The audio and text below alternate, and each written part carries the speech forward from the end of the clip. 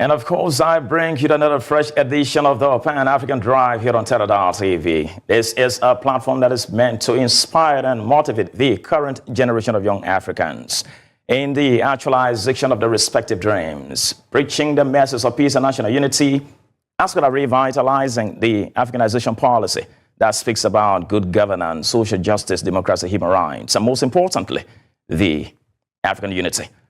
Like Paul Kagame normally says, until the Africans learn to own their own problems, find their own solutions, they won't be able to write their own stories. That's the very essence of the Pan-African Drive here. And for today's edition of the Pan-African Drive, we are super honored, should I say, very privileged to be in a very close conversation, one-on-one here with two political parties from the University of the Gambia that are representing what you call a School of Science and Humanities Studies. Humanities Students Association, should I say. And they're going to be here tonight on an official debate that speaks to the forthcoming presidential elections for that very faculty, School of Science and Humanities Students Association. And we'll take our short break, and once we return, I introduce these two guests to you as they kickstart a very formidable debate. It's going to be a double barrier, bipolar, intellectual sophistry. Then join shortly. We'll take our short break shortly. Data, that's the speed and win waiting on your My AfriCell app. 50 megabytes, 100 megabytes, 5 gigabytes of internet data, sitanga tanga. Credit or data purchases, spin and win rec. AfriCell and AfriMoney, where loyalty pays and the fun never fades.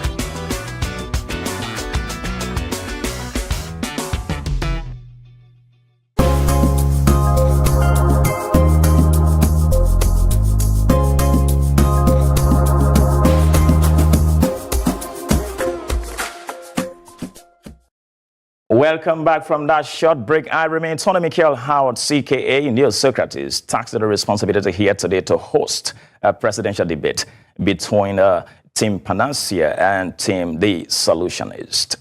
They both come from the School of Science and Humanities Students Association, about the UTG, that are competing in the forthcoming elections that is scheduled this Thursday. And I'm going to be quizzing them on their respective manifestos, on what they bring on the table on the political mortgage market as far as the Department of Faculty is concerned here.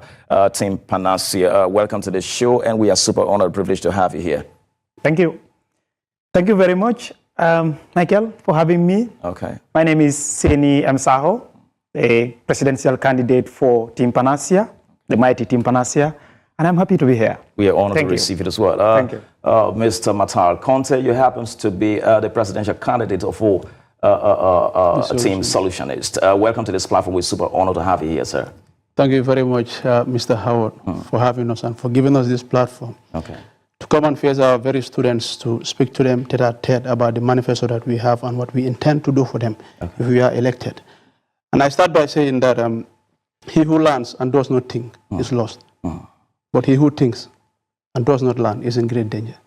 I hope you learn it somewhere, wherever you are seated under the sound of our voices here tonight. It remains a Pan-African Drive, and it's going to be a very long 1 hour, 20 minutes drive here. And I'm taking you through as a special opportunity for me here.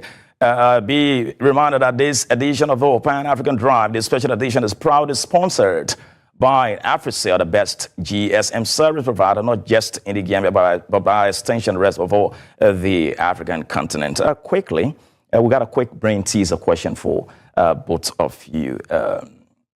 If you do a survey across the continent of Africa, not limited to the Gambia, there has been a massive wave of young people crossing the high sea in search of greener pastures, so to speak. And that is resulting in a massive brain drain from the continent to the rest of the world.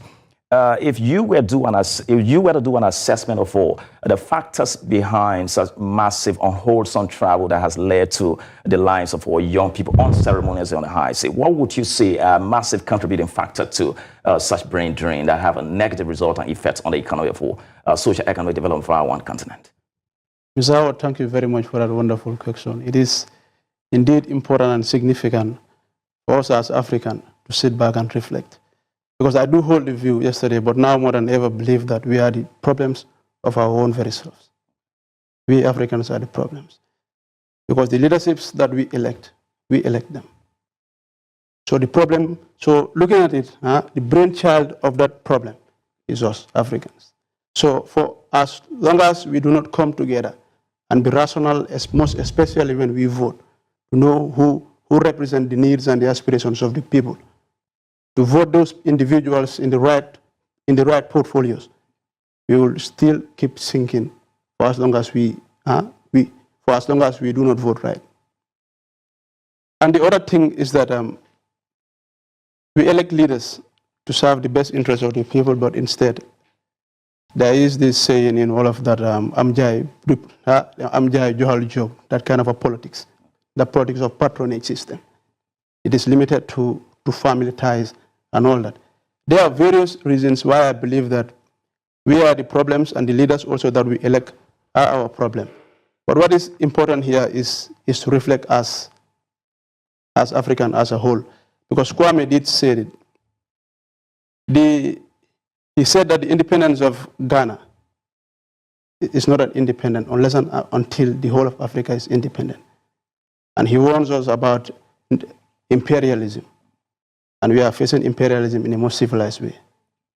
So these and many other issues, I believe, are the factors of why Africa is still in a stagnant niche. Okay, you heard from the house's mouth here. You be the judge outside viewers. Many thanks and a special salute for Mr. Bidan Guide of the UTG Political Science Department that provided us an opportunity for us to have this team on set here to justify the inclusion into the forthcoming presidential election for the School of Science and Humanities Students Association here on Teledal TV. Team Panacea. Afrobarometer had a survey back in 2024-2025 where there was a massive 66% of the African continent yearning for the system of democracy to remain as a form of government to lead them, no other system. But ironically, out of the 66% that still yearn for democracy, you have 37% that are saying that democracy is functioning effectively in our nations. How do you reconcile 66% yearning for the same meal to eat daily or yearly, and 37% are still saying that that meal, in as much as we yearn for that, it's not sweet? We're only 37% that say it is sweet, but the rest of 63% say that it's not sweet. What's your point of reconciliation in that regard? Yes, thank you very much, Mr. Michael. I think that 66% of the Afrobarometer survey in Africa and the 34% that talks about democracy in different perspectives. So for the perspective of those who talked about democracy being the way, okay, and for the perspective of those who said democracy is not actually the way, I'm sensing one reconciliation in two. Okay. That is how people perceive democracy to be in Africa.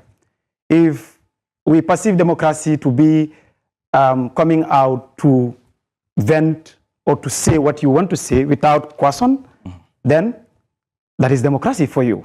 But for those people who said democracy shouldn't be the way to go, then what way are they using? Because for all that I know is democracy avails citizens the right to express themselves, be in control, not the leadership be the subject of governance, or governance be the subject of leadership.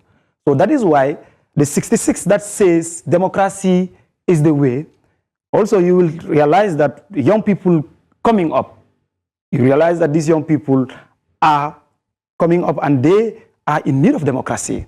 Today, young people across the world, not only in Africa, wants to be seen, wants to be heard, wants to ensure that their voices are heard, their aspirations are met.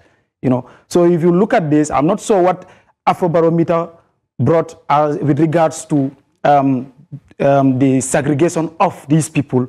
I'm sure young people would take the chunk of the 66%. Okay.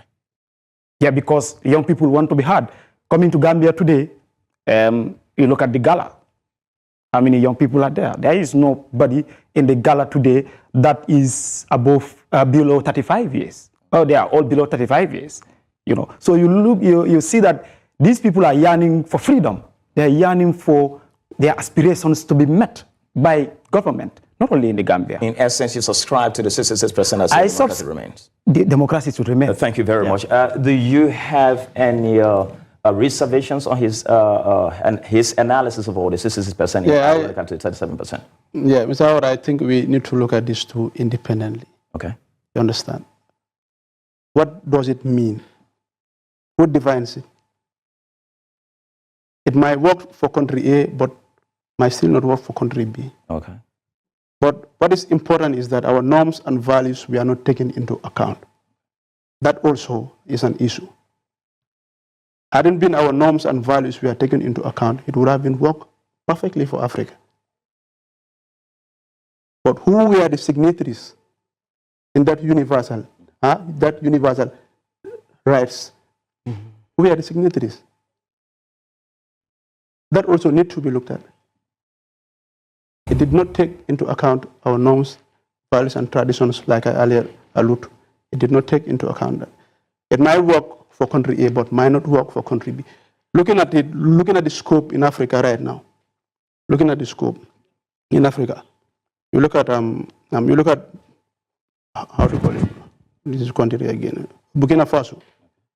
It's working perfectly with them right now. They are doing without what we call democracy. And recently we have seen Ibrahima came out and said there will be one-party states. So the problem is, who defines it? What does it mean to you? How do you interpret it?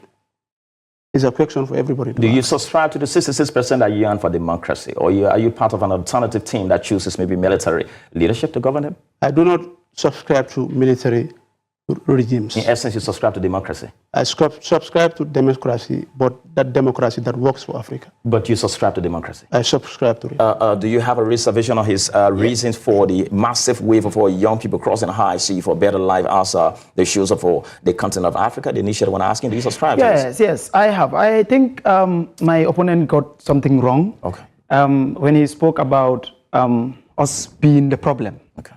That's where you disagree. I disagree with it 100%. When you look at the wave of youths crossing the Mediterranean to Europe, you do not blame those youths for doing this. Why do I say this? Because there are situations in these countries that warrant these youths to move out. And one among these situations is governance system. Today, young people from Gambia to Europe will tell you because they have a very difficult living in their countries. Today, you go to certain African countries, it's difficult, even in the Gambia, it's difficult to have a 3-square meal. Okay. What is the government doing to ensure that some of these things are not happening? One, my opponent would want to say that, yes, young people need to work. But young people need to work, yes. But how do they get the opportunities to work? Today, since 2016 to date, just a few days ago, University of the Gambia graduated about 1,666 students. These 1,666 students added to the 1,400 students that graduated last year.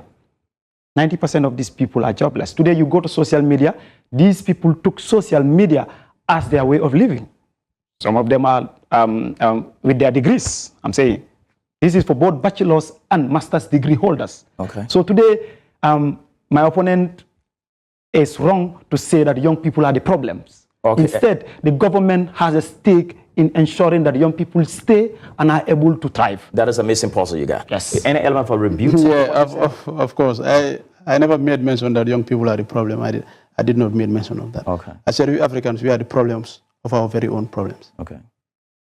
Which means that every 5 years, we are given the opportunity to go and cast votes. You understand? Yes. So meaning that the problem starts with us, not the leadership. The leadership comes second, but we hold ourselves accountable first, then the leadership, we hold them accountable second. Because we go and cast votes, but who are we voting for? That is what I alluded earlier on. Because the individual represent the needs and the aspirations of the people is important. Those leaders that we appoint are not just there. They are not just there for the sake of being there, but we give them we surrender parts of our rights to them. So meaning that whatever it is that they're going to do within their term, it should reflect the needs and the aspirations of the people. You understand? By extension also, these job issues, if for example you select someone to be there for like 5 years, and from your own perspective and your own views, the individual is not doing what is required to do, you still have another 5. That is why I always say that voting for me, voting, it's about clearing your conscience. It's about clearing your conscience. For example, if I vote for the wrong government today, and their representation is lacking, the needs of the people are not met, you understand? Huh? When we say sustenance also is lacking, then I hold myself accountable first because I voted for the wrong government. Had it been I vote for the right government, it wouldn't have been the same narrative.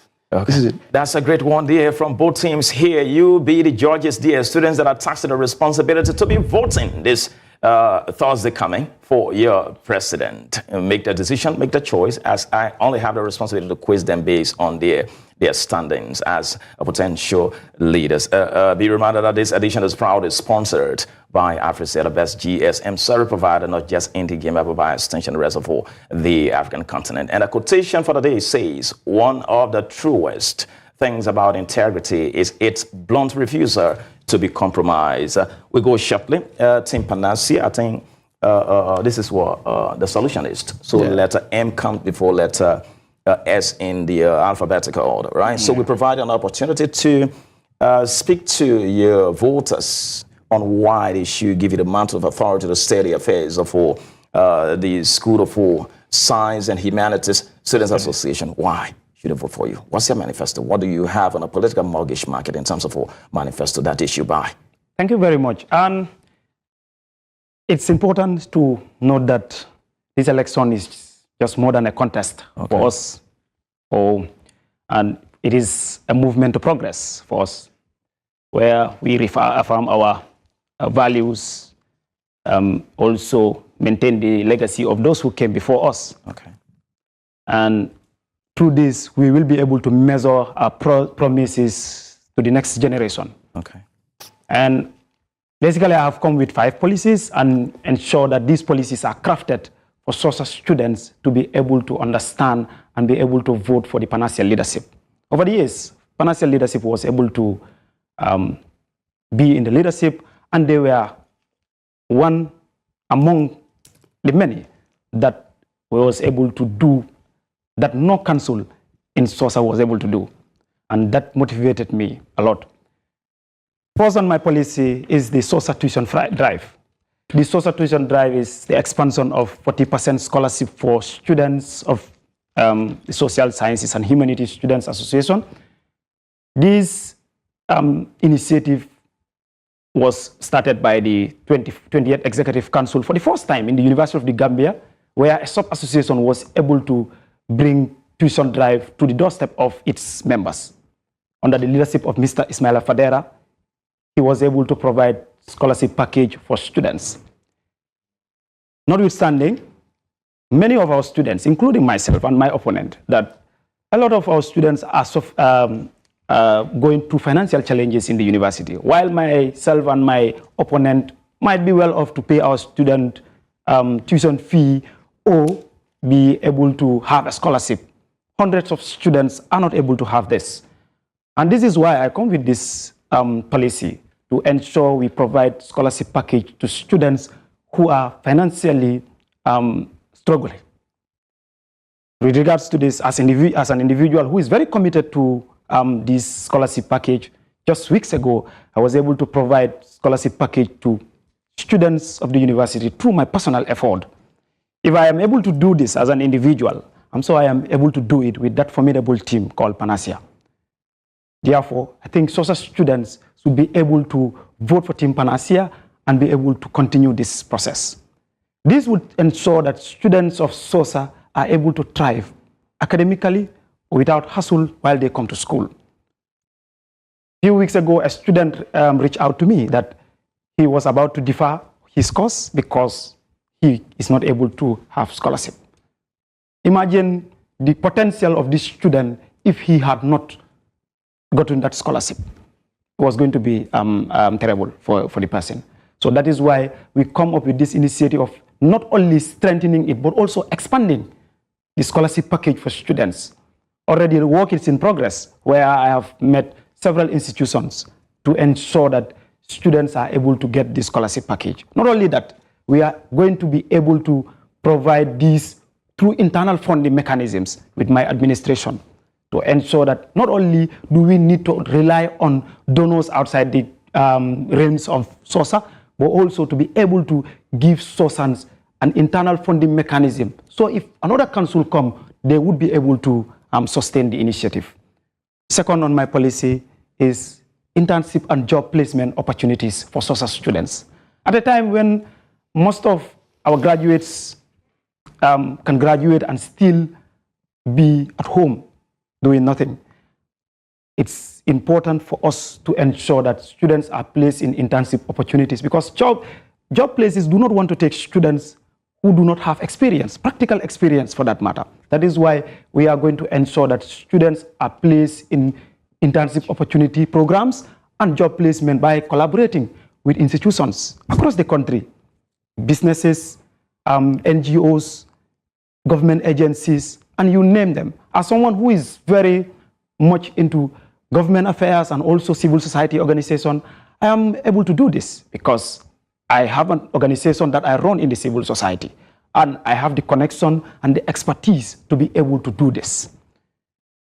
Dear Soshsa students, third on our policy is the famous Constitutional Review Commission. I'm going to establish the Constitutional Review Commission to ensure Soshsans are availed a new constitution. Growing in number and in diversity of our students, it is important that our guiding framework is able to represent the voices and aspirations of every student of Soshsa, regardless of your background. Few years ago, Soshsa is less than 2,000 students. Today, we are counting about over 3,000 students. If 2021 to 2023 constitution is still the one we are using, I think the diversity has increased and the number has increased, and people need to ensure that these represent everybody, both in their voices and their aspirations. That is why I'm coming with a new constitution by establishing the Constitutional Review Commission. So that is one of our policies we are going to bring. But not only that, we are going to also advocate for a legislative body in Soshsa. As someone who worked in the legislative body of the University of the Gambia Student Union, I am very au fait with the legislative processes, and this gives me edge over my opponent to ensure that Soshsa students are availed this opportunity, because there are a lot of lapses. One among the lapses is giving the president of the Social Sciences and Humanities Student Association so much power that has taken a lot of power from the student body. And therefore, that is why I am with the view that the constitution needs to be reviewed, but not only that, also it is able to represent us and be able to put accountable processes and transparent manner to ensure that Soshsa students are able to effect change through these things. Third on my policy is the Soshsa Connect. Soshsa Connect is geared towards student admin dialogue. At a time when most of our students, especially young ones, can come to school. That should be fourth. Fourth on our policy, yes. Fourth on our policy.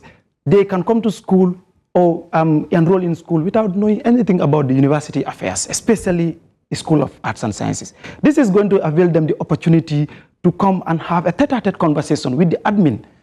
These include the HOD, the dean, the faculty officers, to clear doubts and misunderstandings about whatever is going on.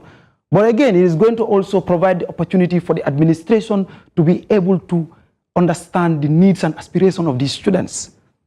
On the other hand, the students would be able to have the opportunity to have a conversation, honest conversation, in a very respectful platform, to be able to talk to the admin directly, even without a link between them. Fifth, this is going to help them, because one way it is going to help them is to ensure that they are able to understand the system and everything, or every misconception that they have about the administration. Finally, fifth on the policy is partnership strengthening and establishment of new ones. Soshsa, over the years, have had a lot of partnerships from the previous council to the present council. They had a lot of partnerships. And these partnerships, I'm with the view that they need to be reviewed. If they are reviewed, they need to also represent the voices and the interests of Soshsa students. That is why we are going to strategize to put up mechanisms in collaboration with these institutions to be able to review this partnership to represent the interests of Soshsa. But not only that, these partnerships, we are going to also forge with new partnerships. As a result, these new partnerships are going to strengthen in the interest of Soshsa to be able to ensure that Soshsa students are able to get enough benefits from this. One among the benefits could be internship opportunities, scholarship packages, and extensively you have exchange visit, because we are going to collaborate with universities across both in the country and outside the country. So institutional partnership would be a win-win situation for us, but more importantly, it will be a win situation for Soshsans to be able to thrive and be able to get a fruitful one.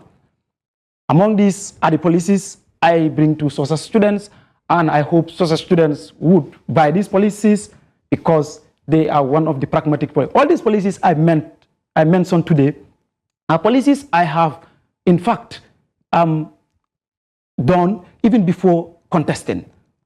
First, the internship package, where in my personal capacity I have given scholarship package to people. Second, constitutional review, where I am able to practice and be able to be in the legislative body. I have an understanding on this, an edge over my opponent.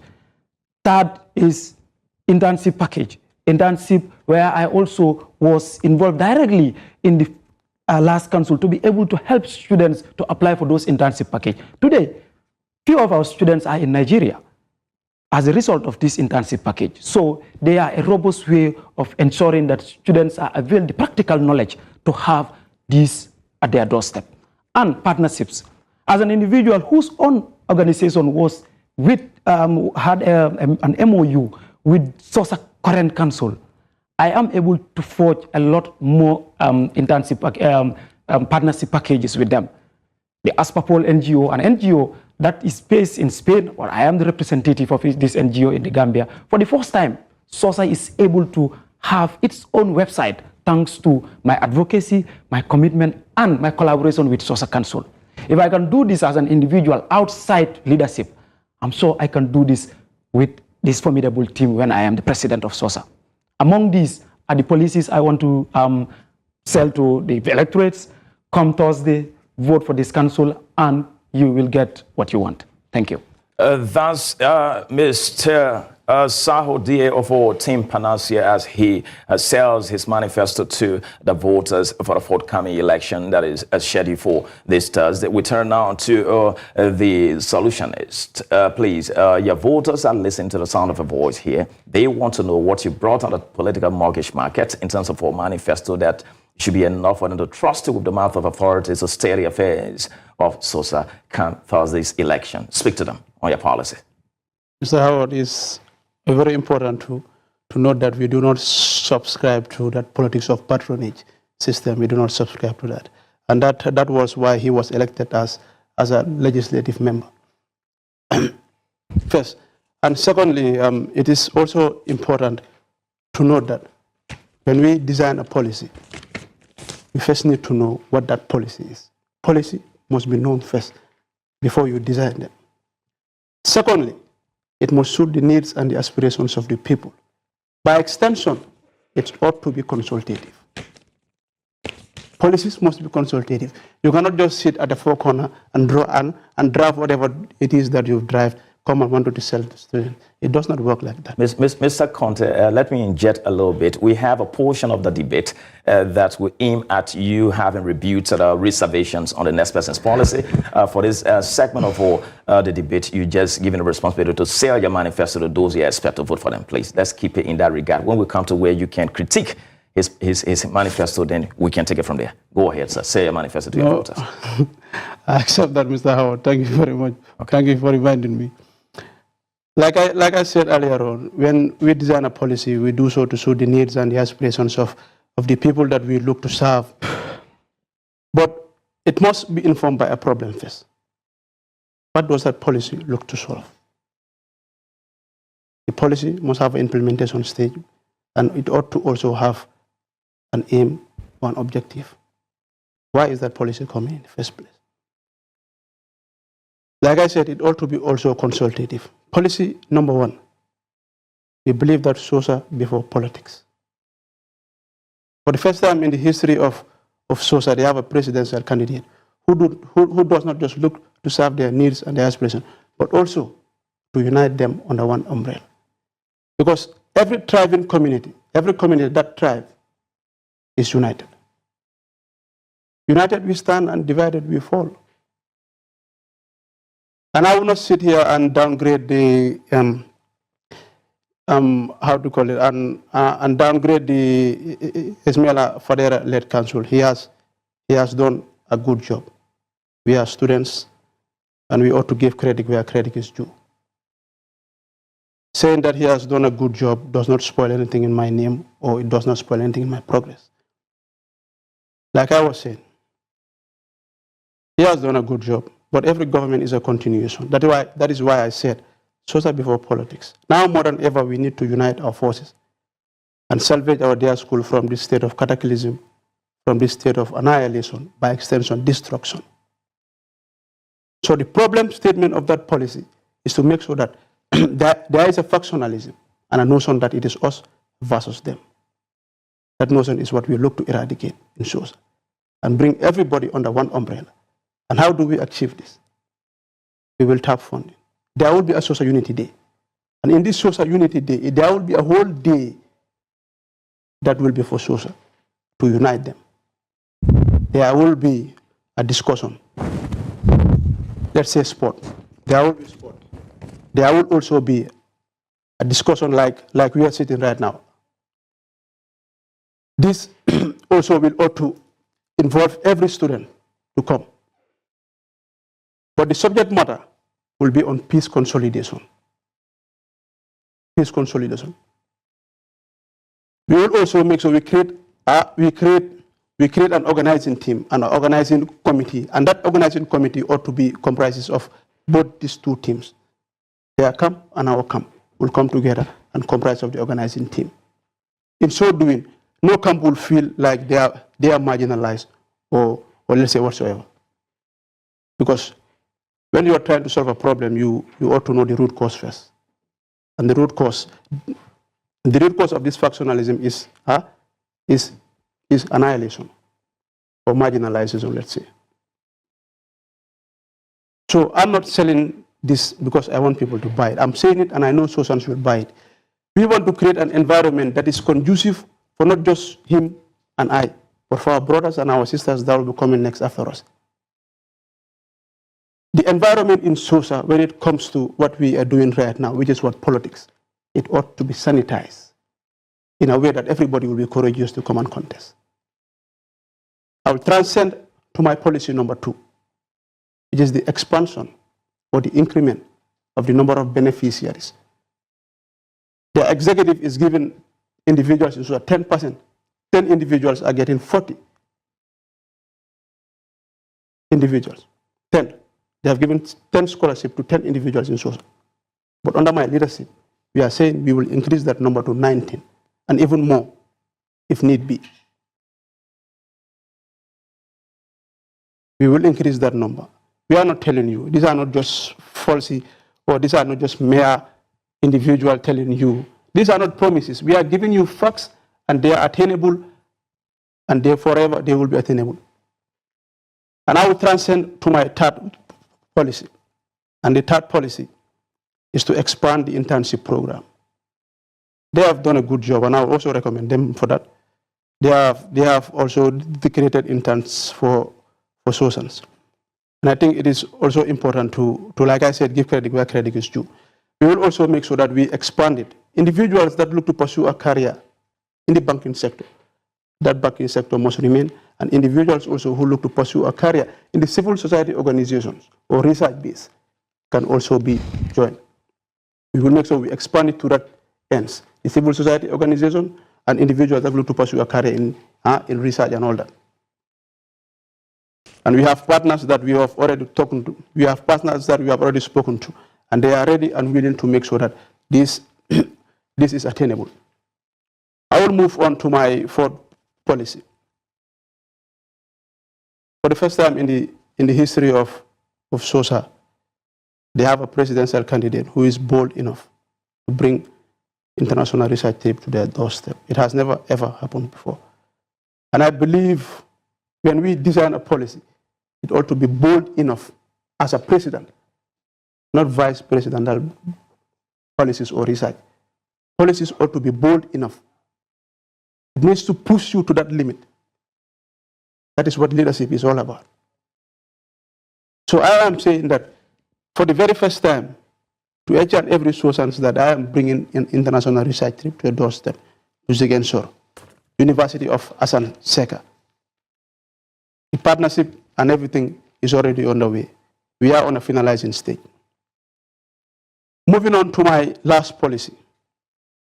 He has already made mention of the Constitutional Review Commission. I think I don't want to mention any clause or whatsoever for now. I want to see if he knows the clauses that he wants to amend in the Constitution, and that ought to be very clear. There are clauses, of course, there are sections in the Constitution that ought to be amended, by far amended. So just to give him one, for him to know that I'm not just saying, I am telling him facts. Okay. You look at section 11, subsection 13 of the Soshsa Constitution. It's saying that Congress ought to be held twice every academic year.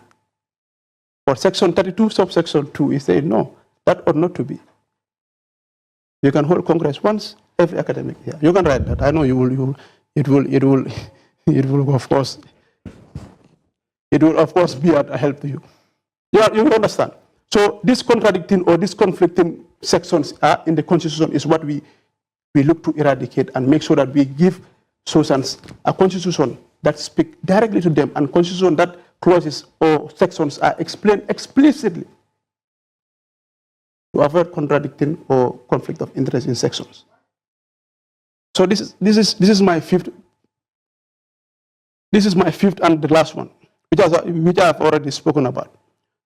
So, Soshsans, it behoves you, it behoves us, each and every one of us, to make sure that we do the needful when the time arises. And there is no other camp that looks to serve your needs and your aspirations.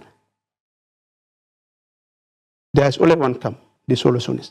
They look to unite and make sure that we create an environment that is conducive for everybody to participate without fear and intimidation. Gone are those days where people will be in pages and insulting people. That character assassination of sentiments, that needs to be eradicated. And this is the only team that looks to solve that problem, which is the solutionists.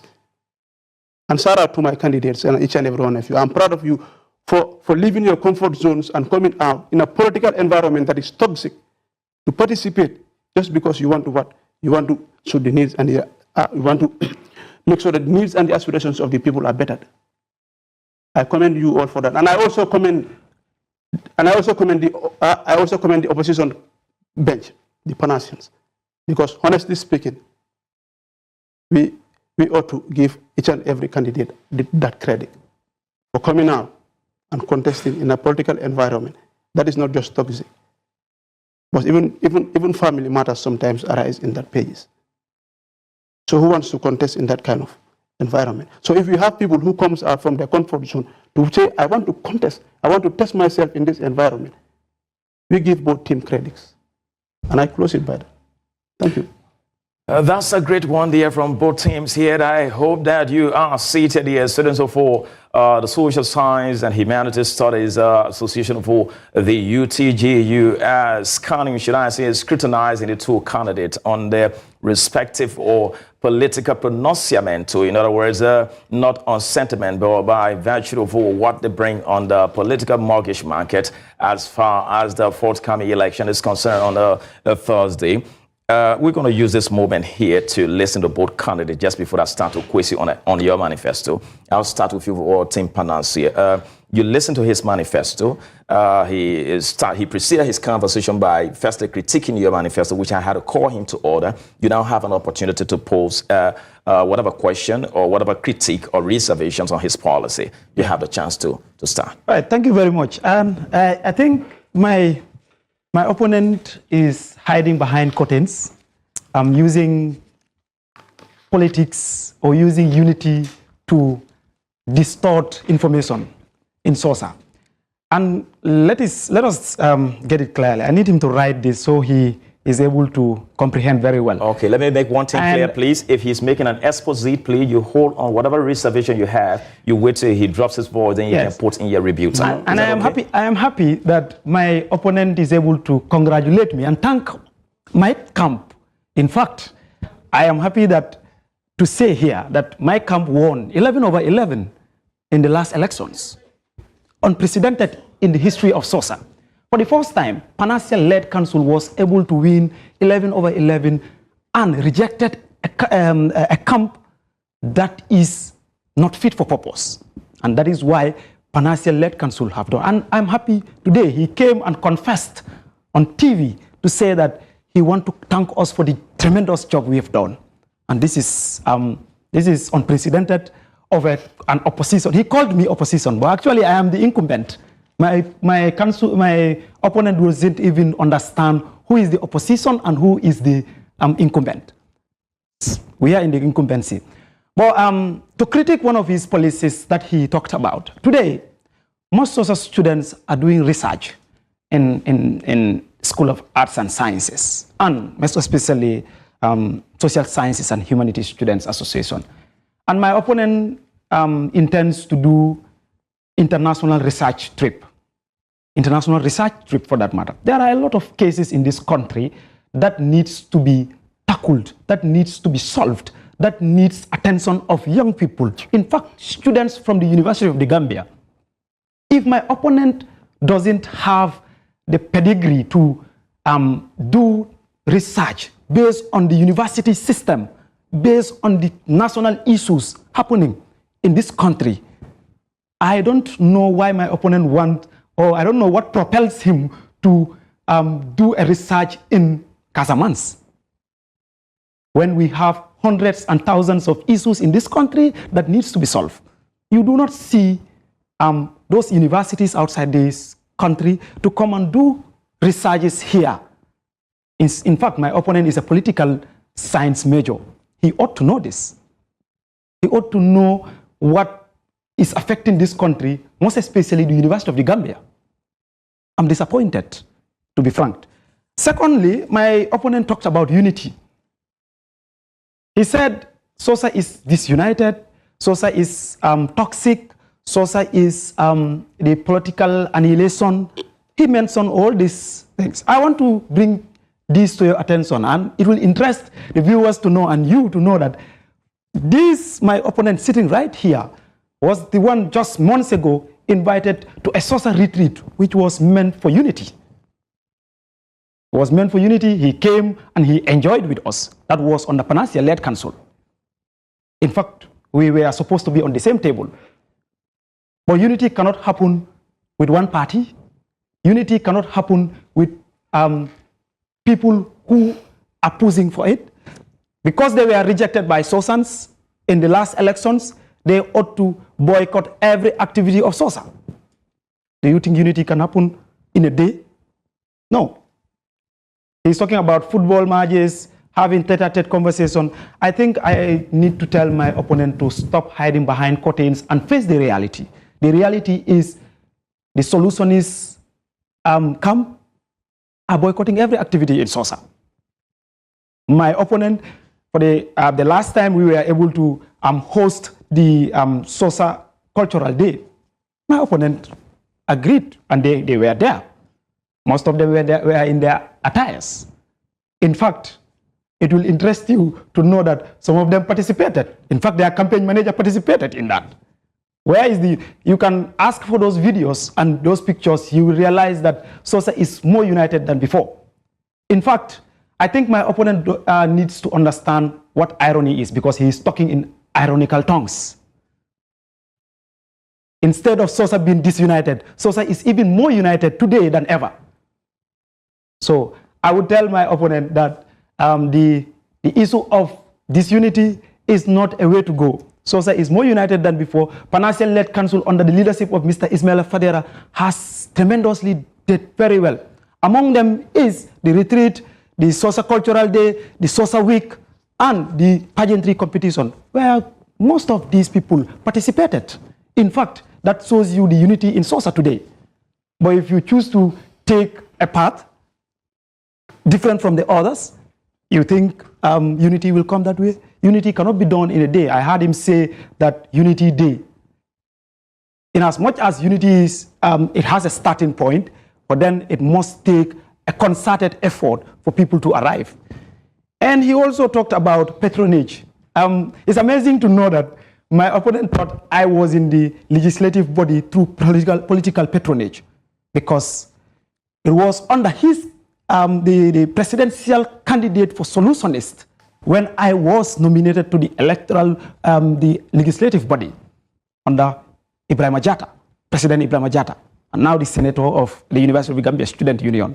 Under his leadership, I was nominated because I earned the trust from the president in the first place. In fact, the first person that was elected for the position was rejected outright by the president, because the constitution gave the powers to the president, which is one of those clauses I intend to change in the constitution. Section 11, subsection 10 of Soshsa constitution give powers to the president to ensure that whatever he is not satisfied and in the best interest of Soshsa to say no to it or yes to it. Yes. And the first person that was nominated to this council, the legislative body, was rejected based on these grounds. And then he earned my trust when they nominated me. He called me personally that I am the person for the job. And I was nominated by both councils, by both teams. So that shows that I got the pedigree, the integrity, and the adulation to be at that the legislative body. Thank you very much. We hold you right here. Tim, the solutionist, just before you go to critiquing his manifesto, I want to ask you, do you have any rebuke set to his reservation and assessment of your manifesto? I believe that was a whole lot of nothing. A whole lot of nothing. What? How do you mean? First, the rebuttal that I want to put to him is that he made mention of the issues that we have faced in this country, our very own country. And they are in council, number one.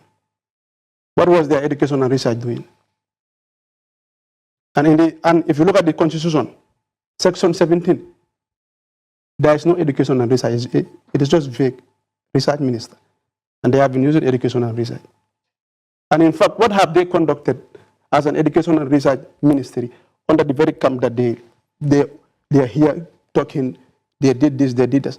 You know, we are academians. We are academians. And like I alluded earlier on, we give credit where it is due.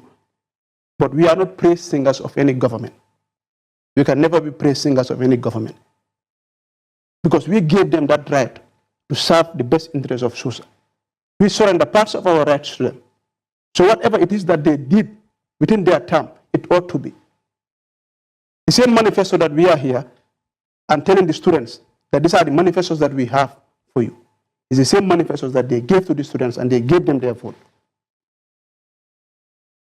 So why are they bragging about doing this and doing that? Whose responsibility is it? It is. I ask whose responsibility it is. It's the responsibility of the council to make sure that they provide the needs and the aspirations of the people. They give them what they need. It is not the responsibility of the opposition. And he also made mention of, he did make mention that I was invited to a retreat. There's one thing I want to make very clear. It's one thing to be invited because they believe you can contribute something, and it is another thing that they believe you cannot give anything. Because I am in Soshsa, and I've been there for a donkey years and a month of Sundays. But I've never been invited to any Soshsa radio talk show. Let's be clear, and we need to be factual. This is not an attack to anyone. I'm a person of integrity, and I ought not to do that. And in case they are seeing it that way, I apologize. But just to put facts straight, that I have never been invited to any social radio talk show. From my first year till date. Are you saying he lied? No, I'm just coming. I just want to arrive at a point. Okay. I've not been invited to any social radio talk show. You understand? But I was invited to a retreat. Why was I invited to a retreat? That is a question mark. That was a question mark. But he has been appearing in that radio talk show on numerous occasions. So this, among many other things, is why I said that we as a camp, we feel that we are marginalized to an extent that it's not about you organizing a cultural day for everybody to come and participate means nothing, because you are putting it in the middle of the school. You're organizing it for people, for Soshans. You're organizing it for Soshans. So if we participate, we ought to participate. If we do not participate, because we feel that what they ought to do for us as a camp, or include us in decision makings, or whatsoever, we feel marginalized in that aspect. You understand? You also made mention of LB issue. Ibrahim Ajada congratulated you, I don't know, appointed you or whatsoever. In every resolution in a council level, there is a voting pattern that takes place. And if the two oppositions are there, and the majority, for example, in Ibrahim Ajada's led council, they were the majority. So the president has the powers, the final vote to decide. But it ought to be consultative with all the executive members. But if they are the majority at that time, of course they will vote for him. That's why I said that was a patronage system. I'm geopolitics. I'm not here to he's just trying to force me to say things that I don't really want to say. But it's all right. Like I said, it was a whole lot of nothing. But I still have things that I can impose on him to answer, and I know he won't. Okay, so right now we use that opportunity so that you critique his policies. You've already had a rebuter. Now you can critique his policies on the 5-point agenda that he just put out here. Like I said, Soshsa Connect, that is a vice presidential policy. Soshsa Connect is a vice presidential policy. In every social week, there is this conference that we normally do have, where we will invite the administration to come. We will invite the management to come. Lecturers also will come, and students will voice out directly, tete-a-tete with them, as what they feel and what ought to be done for them. So you drag in a Soshsa Connect. I don't even get it. That is so vague. It's a vague policy, and it holds no water. What if I should say, what was the issue that he looks to solve? What is it? Like I said earlier on, every policy must have a problem statement. What is the problem statement of that Soshsa Connect? Or who are you to connecting, and why are you connecting them when you already had the platform? Last year they had the opportunity to do so. Did they? They didn't.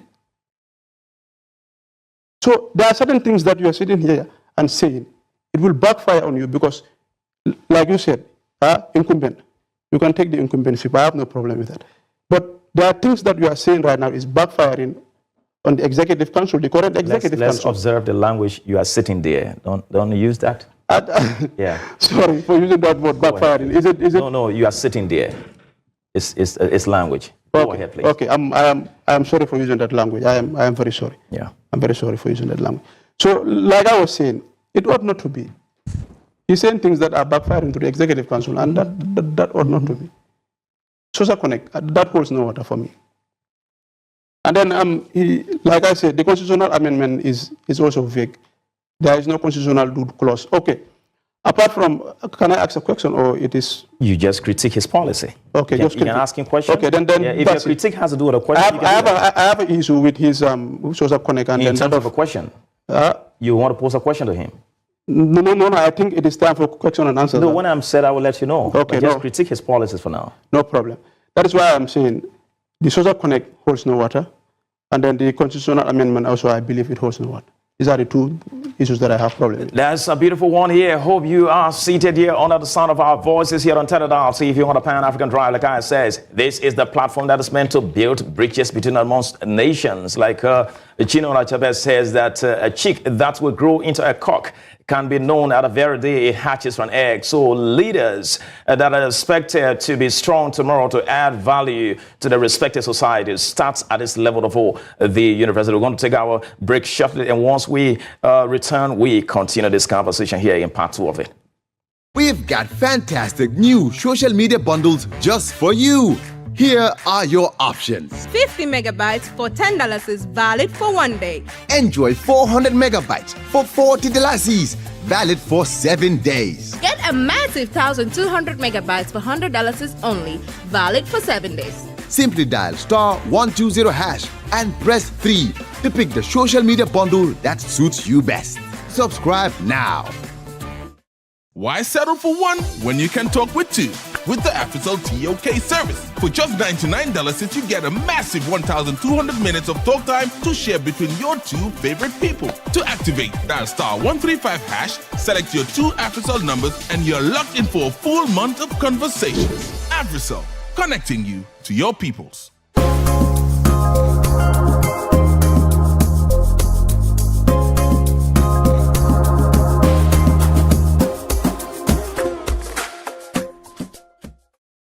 Welcome back from that short break. Be reminded that we are on a presidential debate here between Team Panacea and Team The Solutionist of the Social Science and Humanities Students Association of the state-owned University of the Gambia here, hosted by Teledal TV with me, Tony Michael Howard, CKA News Socrates. So now I provide both of you an opportunity. We start alphabetically. Team Panacea to pose question on whatever angle, policies, or leadership-wise to Team Solutionist. Go ahead, please. To rebut? Yeah, react to rebut, yes, please. Yes. React to Thank you very much. I think my opponent spoke at length, but instead of me saying nothing, actually he was the one not saying anything. He was just circumambulating around the topics, and that shows that he do not understand, in fact, policies. That is it. He do not understand anything around policies, and he kept going around, coming back, that he knows nothing about. First, he said the radio talk show, that he was never invited in a radio. At no point do I mention radio talk show that he wasn't invited in. In fact, for you to be invited in a radio talk show for Soshsa, you must have a topic of discussion to do. There are hundreds and thousands of people in Soshsa who were never invited in a radio talk show. And that shows that whatever topic I went there is either I am an expert in it, I understood it because I was in the LB, I served in the LB, and Soshsa, representing Soshsa, they called me to the radio talk show. From this, I served in the Gender and Health Ministry of Soshsa, that I am a health practitioner for almost a decade. I have the expertise and the knowledge to impart in Soshsa students, and I am. Again, I am called there as a result of issues that I worked with, because I worked in NGOs, I worked in a civil society organization. Soshsa students, I do not only come as a student, I come as someone with an experience that can effect change in Soshsa. That is why leaders need to understand this, and they need to have. This gave me edge over my opponent to be called at the radio station. And that is not an area where my opponent should rely on for me to be called and he is not called, because I have edge over him in all these facets. Secondly, he said the Soshsa Connect is a vice presidential policy. I do not understand why my opponent would suggest that a policy is a vice president. I could have said research trip could be the research minister's policy. Or maybe is my opponent coming as a research minister. I think he should answer this for us, because research ministers ought to get this. And he brought research minister's policy. That shows that he is empty about policies, and now he had to bring other policies. Again, he also mentioned constitutional amendment.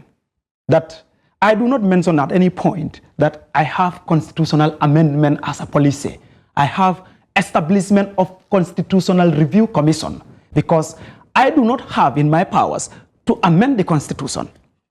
The president do not have this in his powers. That is why I said an establishment of Constitutional Review Commission. This Constitutional Review Commission are going to be comprised of experts who are going to review our Constitution and serve us or offer us a new Constitution that would go on a Congress, and the Congress would have to serve it in. That is how it goes. And I want to teach my opponent that that is how legislation goes. It's not about the president sitting in his comfort zone to amend a constitution.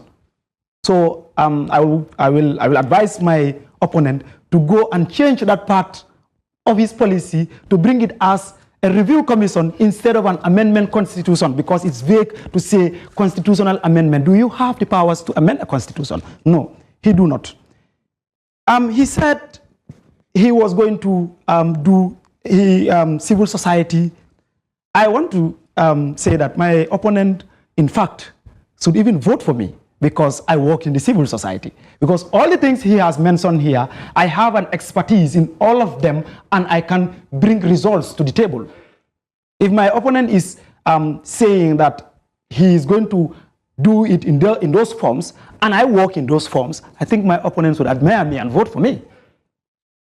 I hold you right here. That's enough time for the rebutts from both ends, and we're going to now provide each of you the opportunity to pose questions to either side on policies as well as what you bring on the table, what should be the guarantee for students of all Soshsa to vote you into the positions of authority as president. So I'm going to start with you this time.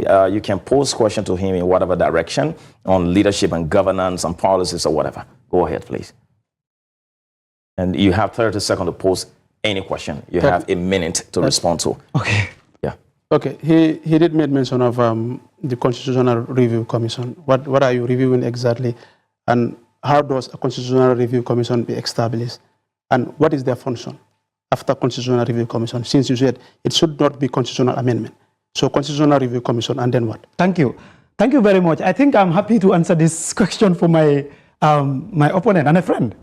For that matter, the Constitutional Review Commission that I am going to establish is established based on criteria. In fact, I have participated in some of these, not only in the university, but across other institutions that I came to before the University of the Gambia. So the Constitutional Review Commission would be established based on the criteria that the people that are going to be in the Constitutional Review Commission as enshrined by the law should be able to understand the legal system first. Second, they should be able to be draftmen, that they should be able to draft. From that stage of draftmanship and also amending the Constitution, this is supposed to be people who are not political, who do not even probably not in Soshsa. One among them are, we have Law Student Association. We could collaborate with the Law Student Association to ensure that we get the Justice Minister for the Student Union of the University of the Gambia to lead. We could get the principal arbitrator from the University of the Gambia Judicial Tribunal, the legislative body of University of the Gambia Student Union legislative body, and private members of the university, and even Soshsa students, because this has to go on consultation. That is why we said it needs to represent the aspiration and the voices of Soshsa students. From this consultation, we have to give this to the Soshsa students to be able to go on a Congress that is also going to pass a resolution to either reject or adopt this constitution. That is how constitutional review is done. And when it is done, this constitution would be it will be signed by the president to be in effect from the date it is from the Congress. So therefore, I want to tell my friend that this is supposed not to be a question that he should ask me. There are a lot of outstanding questions that he should have asked. Thank you very much. I hold you there. Do you have any other question to pose to him right away? Go ahead again. No, but my question was not answered. what are the steps? He didn't give any steps. Okay, we leave that to the voters, to the electors to decide. They should be the determinants for that. Do you have any other question to pose? Yeah, I have a question. Go ahead, please. Your current council is saying that there is a code of conduct. So I want to know if there is a code of conduct, one, and what backs that code of conduct. So I think my opponent wants to take sympathy vote to ensure that Soshsa votes for him. And that is serious, you know. So a code of conduct is always an internal document that is provided by the council. And when it was even established, this code of conduct was out right there for Soshsa students to see. It was published. My opponent, because probably he was forced to come into politics and he do not understand this. He was forced to come into politics. So he do not understand, in fact, whether there is a code of conduct or not. Yes, there is a code of conduct. And the code of conduct is established by the Executive Council. Soshsa students are not the ones to do this. This code of conduct is there to ensure that governance processes and executives are put on the right footing for them to be able to serve the students. And of all that I know, the Soshsa Executive Council, under the leadership of Mr. Ismaila Fadera, was the most inclusive, despite the fact that we have rejected them 11 over 11 outright. That morning of on the 8th of May 2025, that morning was a very sad day for them because we rejected them and saw that Soshsa students won the Ismaila Fadera-led council. The 20th Executive Council was able to do what Soshsa asked for them. And then he said the code of conduct, where one should, what are in the code of conduct. That I tell him that the code of conduct is there to guide this Executive Council, and there is nothing that if they don't put there, can be there. I leave it to you. Thank you. Do you have any other question? I feel like I'm asking a question, but he still refuses to answer those questions. So okay, it's a problem. Okay. Yeah, it's problematic. Okay. Yeah, it's problematic. How do you mean? Yeah, it is problematic in a sense that I asked him a question. If there is a code of conduct, he said, there is a code of conduct. He said, it is an internal document. And then came back and said the document was out there for everybody to see. So which is a question mark, and I posed it to him to answer. Do you see clarity for that question? So he wants the clarity. No, he wants what I am saying as an internal document just a minute. is it wasn't a constitution. You want to give him a moment so that he give better clarity to his reservation? I would love to do that. I would love to do that. That is one. I said, since you are coming up with a constitutional review commission, is there any code of conduct that code of conduct, is it backed by a constitution or not? If it is not backed by a constitution, it does not hold any water. Because the problem I'm trying to put across to you. You have to pose a question. Yeah. Yes. So I'm posing a question right now. Okay. Yeah. I'm Be direct with the question once again, please, so that he gets it clear. One, he said it is internal and then the document is out there for everybody to see. I need clarity on that, Okay. which is which. Okay. If it is internal, it ought not to be out there. Okay. Secondly, is there any constitutional clause or section that backs the code of conduct? Because if it does, that's your question. Is there any? Is there any? Perfect. Please. So what my opponent, maybe he wrongly asked his question, because the code of conduct, as I said, an internal document, in a context that the code of conduct is drafted by the Executive Council, and it is not a legal document that Soshsa can hold anyone accountable for it based on the Constitution in the first place. Secondly, the code of conduct, of course, every code of conduct must be backed by a legal point of view. Every code of conduct. For example, when you go to the legislative body of the University of the Gambia Student Union, you must have a code of conduct that works in conjunction with the Constitution. If there is no code of conduct, what my opponent do not understand is the fact that the fact that the code of conduct is not able to represent his interest. And that is exactly what he is talking about here. The code of conduct is there. He has a right, any executive has a right to come and review a code of conduct or a standing order.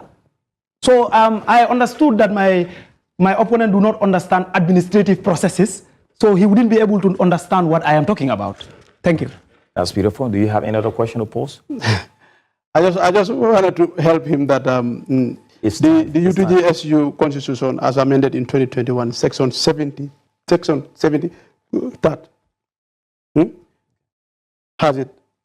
The SU code of conduct is backed by that clause. You understand?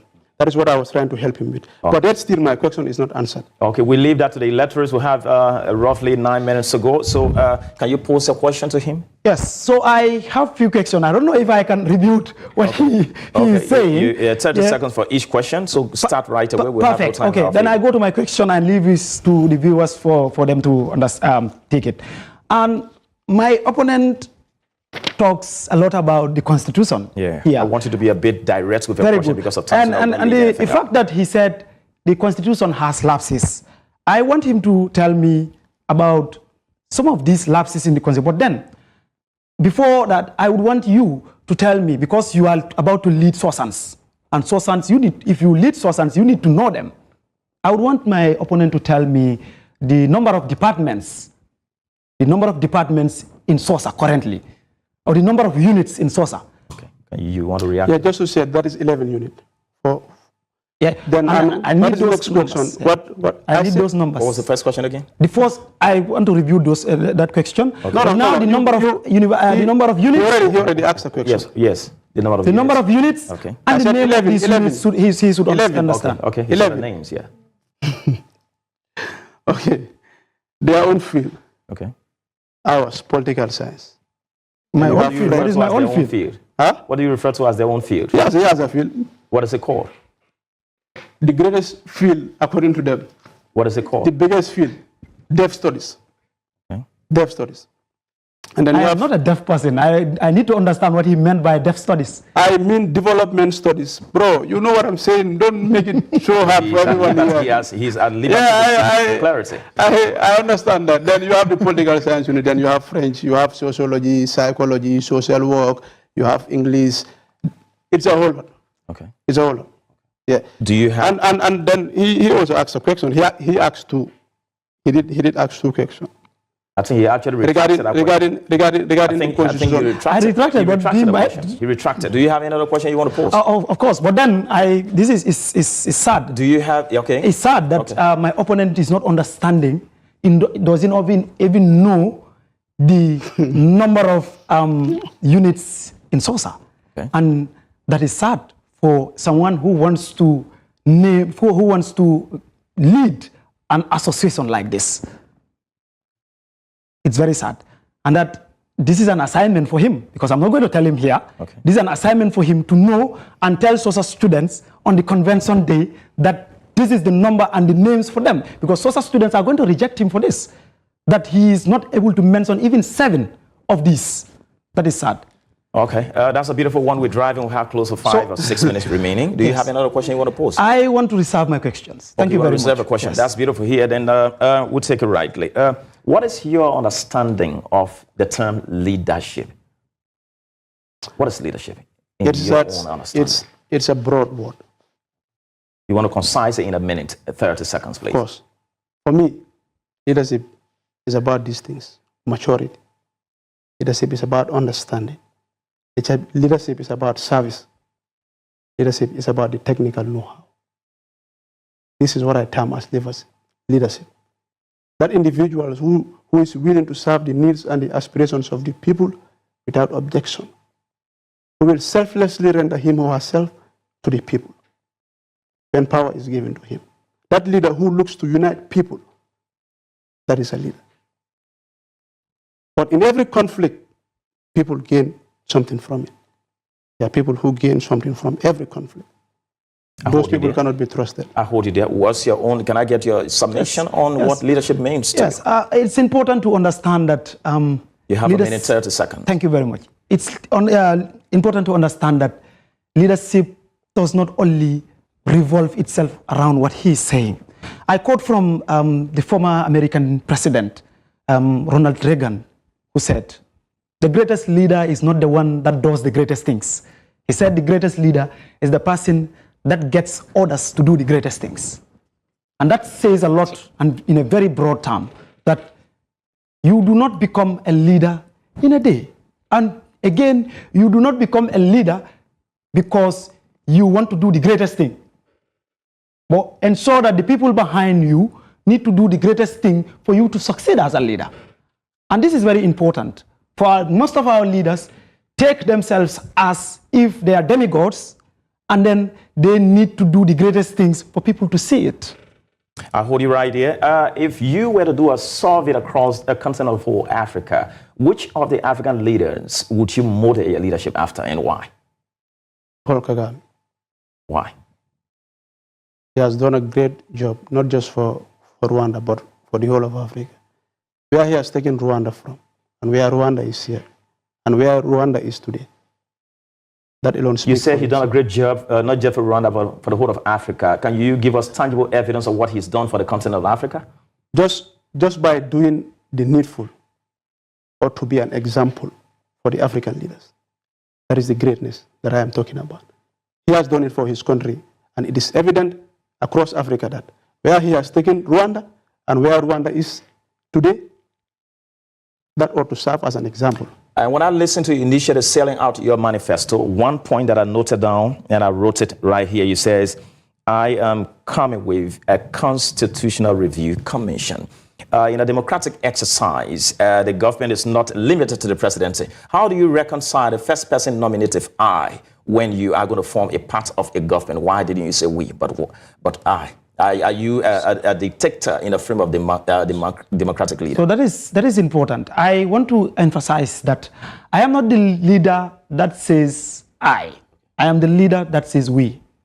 I didn't hear you say that when you say I am coming with a as a president, because it is a policy for me, and I drafted these policies 100%. I ought to say I am committed, but this is in consultation with my executive body.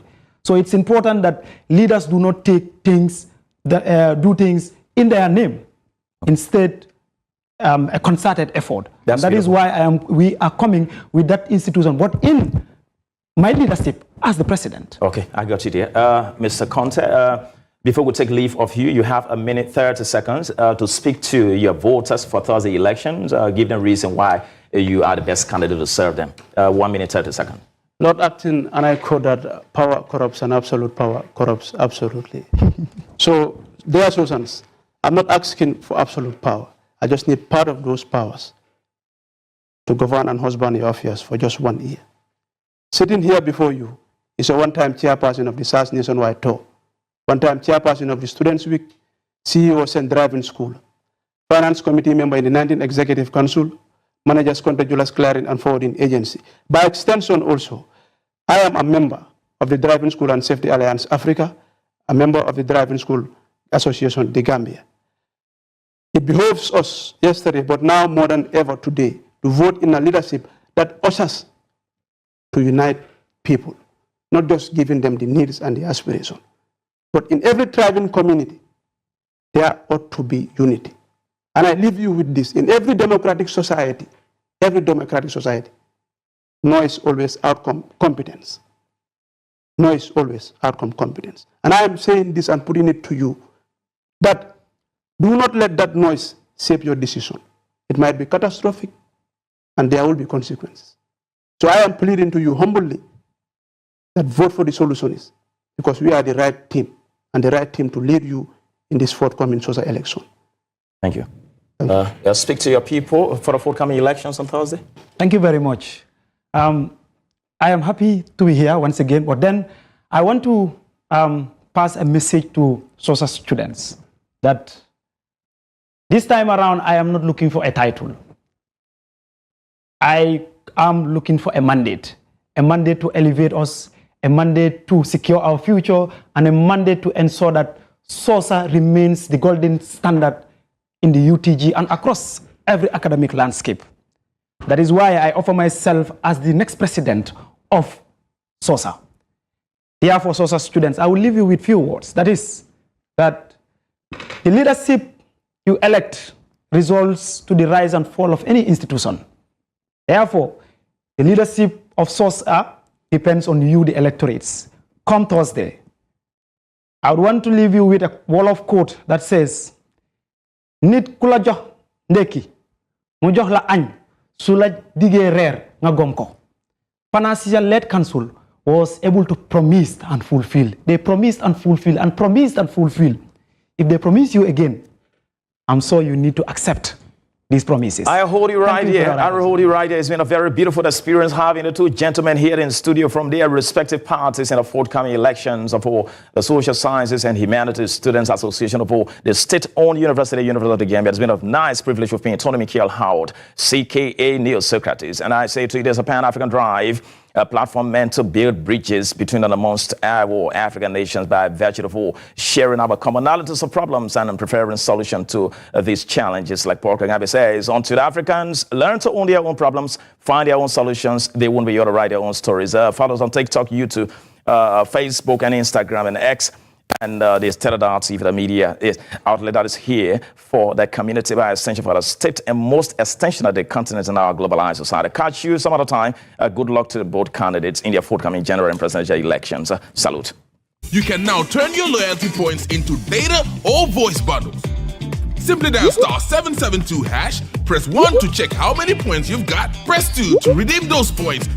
Recharge on AfriCell, buy credit on AfriMoney, buy cash power. Lord Everett, you get points. Even when you redeem, your total points still stack up, giving you a chance to win one of 2 luxury AfriCell villas. AfriCell, 25 years of rewarding loyalty, and we're just getting started.